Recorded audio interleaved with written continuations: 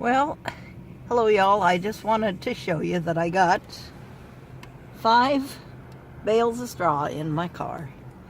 And these are to pile around the chicken coop and keep the girls warm during this cold snap. So talk at you later. Well, hello y'all out in YouTube land. Wanted to show you my winter sowing items that I have done so far. I think there are 17 of these. And it's basically a method. You can find lots of videos about it, but you cut a jug. Has to be a jug that light can get through. Cut it in half part way. You leave a little hinge on part of it. And you put potting soil, just regular potting soil inside. And plant a few seeds. And they are supposed to just sit until nature says it's time. It's probably around 45 or 50 degrees out here. This is the polar, what they call it, the polar vortex was last week. And it got down to like 5 below. And then on the weekend, it was up to about 65. But in spite of the polar vortex, look at that. Got daffodils coming up. Wanted to show you kind of some of my preliminary ideas out here. I've got some cardboard down and hopefully killing the grass and weeds underneath, and then I'll try to come out and put some soil on that and make it. Got one more set of cardboard over there. This tire, put a piece of glass over the top, and this is kind of interesting that the well, I can't see them. Yeah, there's my garlic and chickweed both made it through the polar vortex, and then I've got that pitiful little hoop house thing over there, and I believe that my kale survived too in that. But I'm gonna pause for now and get a couple more. Well, briefly, I'll show you that I moved the chicken coop thingy, chicken tractor, over by the house during the polar vortex because I wanted them to stay warm, and that makes kind of a windbreak. And then I piled all that straw around the outside, and I've since moved it since it warmed up a little bit, but I'll be probably piling some of that back on.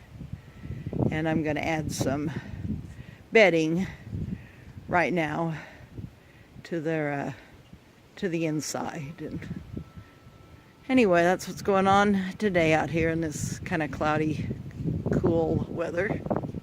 Okay, well, I thought I'd show you one more thing that I've got going on. This is the little bedroom in my mobile home, and I've got these shelves, and my goal is to have both of these grow lights hanging from shelves, but I've just managed to get one because, let's see, I'll show you over here. They didn't have the hooks, so I had to finagle something. There weren't the chains and stuff, you know, that they come with, so I wrapped some wire here. This is actually jewelry making wire, and then hung this. This is a chain from a Dollar Tree bike lock. So anyway, but I did manage to get the one hanging, and I do have some things growing here, although they still seem kind of leggy to me. I'll show you what I've got. These are radishes. And the reason I'm doing radishes is because you can actually eat the leaves, and they're pretty good. And these are beets. I don't know if that was a good idea to put beets. They're in cut off pop cups.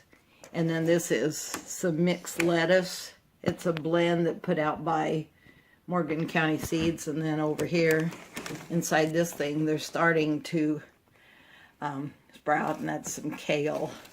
I'll probably take them out of that later today. I noticed that the Fit Farmer leaves his under plastic a little longer than some do. I'm just learning. I'm telling you, I have never had any luck growing anything from seed. In this room, I also have, I've got my big peace lily, and then I have a few herbs. There's marjoram, oregano, rosemary, and lavender back there. Those are all ones I brought in. So anyway, I'm using this. I organized all my stuff for making the pots, the winter sowing pots. I've got got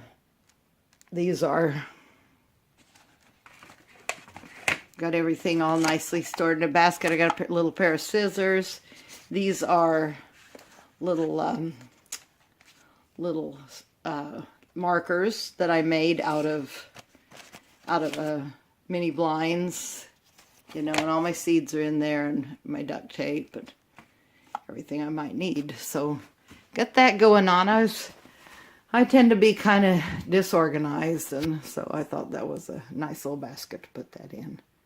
So, hey, hi, this is Barbara, the hippie homesteader wannabe, and anyway, I wanted to explain a little bit as you watch my videos. Sometimes I have a little bit of trouble getting the name of a thing out. It's like, especially with naming plants, it's like I'm looking at the plant and I know exactly what it is, but the word just doesn't come out. And it's just the way I've become, like, over the last 10 years or so, and I think it's a little bit stress related. And anyway, I just wanted to explain that. So hope you get something out of these anyway. They're fun for me to make. So